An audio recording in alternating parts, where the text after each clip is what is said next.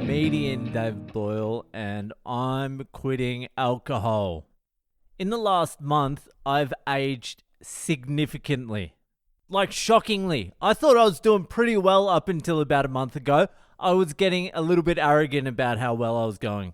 In my head, I shit you not, I was calculating my life expectancy to be about 120. Only a month ago, I was believing this. I was telling myself that. I was like, with the advancements of fucking science and medicine and technology, I am going to shit it into 120. Not only that, I'm taking metformin, I'm fasting, I'm eating healthy, I'm in the best shape of my life, and then my lung fucking collapses and I get 11 x-rays in 4 days, and now I feel like I'm going to die at 60. A month ago, I was calculating my midlife point to be 60. And I believed that with my whole heart. I was doing the calculations. I was like, if I live to 120, it's going to take me 10 years to learn to write properly. I'll release my first book when I'm 60, which is exactly my midpoint in life. And so I'll be an author for like half my life, 60 to 120. How the mighty have fallen in just under a month. Now I have my lung glued to my fucking chest wall. I still have a stab wound with fucking stitches in my side. I've got 11 x-rays worth of fucking DNA damage coursing through my fucking veins. I have bitch hips again because I haven't stopped fucking eating. I feel like it's going to take me half of next year just to get back to where I was 1 month ago. I hope that's not true. I go into the doctor tomorrow for a fucking checkup. Hopefully it's all good. I need to start exercising again. I need to get these fucking stitches out. I want to get back to the point where I think I'm going to live to like at least 100 now. I'll recalibrate. I'll fucking bring it down to 100. 120 was optimistic. Some might say delusional. But I think I can do it. I think I can make it to 100. As long as my right lung doesn't collapse. As long as I never have another x-ray again as long as I live. Except for the one I'm getting tomorrow. And as long as I stay humble, I think I can make it to 100. I feel like as long as I stay humble, if I can stay humble and not do any of the other things, as long as I just stay humble, I feel like I'll make it to 100. But if I do all the things I'm meant to be doing, fast, fucking eat right, exercise, if I do all that shit and brag about it to everyone, tell everyone how good I'm doing, I feel like I'm going to die pretty soon. I need to shut the fuck up, which is hard when you do a podcast every single day. That's a lesson I've had to learn over and over and over and over and over and over again in my life, is just to shut the fuck up. It seems to happen like clockwork for me. Things will be going well and I'll feel like telling someone about it. And I know in my head, I'm like, just don't say anything to anyone. Just let it be. Let things just be. But I can't help myself. I have to tell some cunt how well I'm doing. So I'll fucking message someone and steer the conversation towards what I want to tell them, how well I'm doing. And then like fucking clockwork, pretty much as soon as the words have left my mouth, some fucked up thing will happen.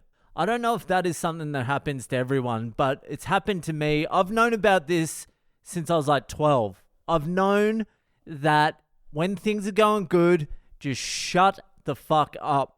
Don't say anything. Don't tell anyone anything. But I just can't help myself. I have to fucking say something. Like anyone cares anyway. I think I said it a few weeks ago. When things are going good, brace yourself because they're about to be not going good. And I did not listen to my own advice even for 1 second. But what can you fucking do? Just learn the same lesson again for the 900th time. Anyway, it is a Monday. It's that sneaky little period between Christmas and New Year's that some cunts have to go to work for. You get the 25th and the 26th off no matter what, but some people have to go to work the 27th, 28th, 29th, 30th, and the 31st. Mainly dish pigs in restaurants and fucking bartenders, but still, that's like 90% of the fucking listeners. So anyway, it's Monday, and that means it is time for Hypothetical Mondays. Hypothetical Monday, tell me what? Hypothetical Monday, tell me what? Hypothetical Monday, I wanna shoot. Ooh, ooh, ooh.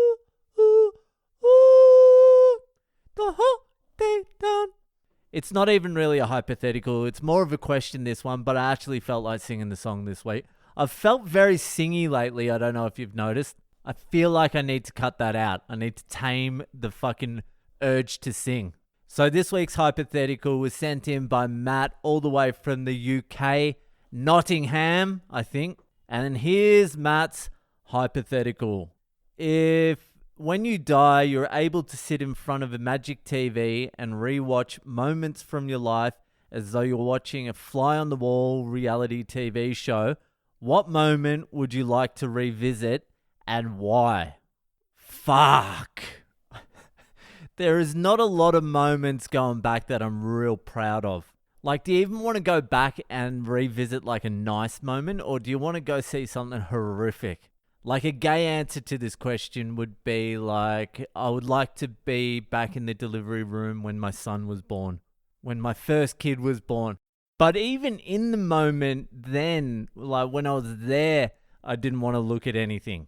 I was like standing sort of like behind my wife almost, so I wouldn't see anything. But I fucking caught a glimpse. After my son was delivered, they wanted me to cut the umbilical cord. So I walked from the side of my wife to the bench where I had to cut it, and just as I was walking over there, I glanced back at my wife for like 0.01 of a second, just a fucking micro glance, but I saw it. I saw the fucking horror, and it was imprinted in my mind for the next 3 years. Every time I closed my eyes, I saw the horror.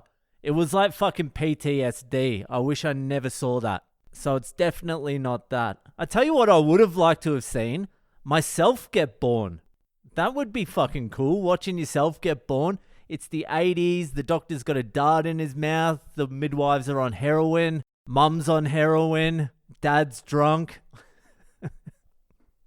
It was party times in the 80s. That would be great because I can't really remember that much before like 5. It'd be cool to see my mum young. Obviously, I wouldn't look at myself actually being birthed. I'd still be to the side and out the back. But it'd be cool to see my mum young. Dad had hair back then, so it'd be cool to see him with some hair. I think everyone was there too because I was the first. All my aunties, all my uncles, all my grandparents were still alive. That was actually the exact point in my life where everything started going downhill. It would be good to see that. The exact point everything started becoming fucked. So that's the answer to your question. I'd go back and watch myself be born because everything after that was a fucking nightmare. Cheers for sending in your hypo, Matt. That's all for tonight. If you're enjoying the podcast, give it a share around and I'll see you the fuck later.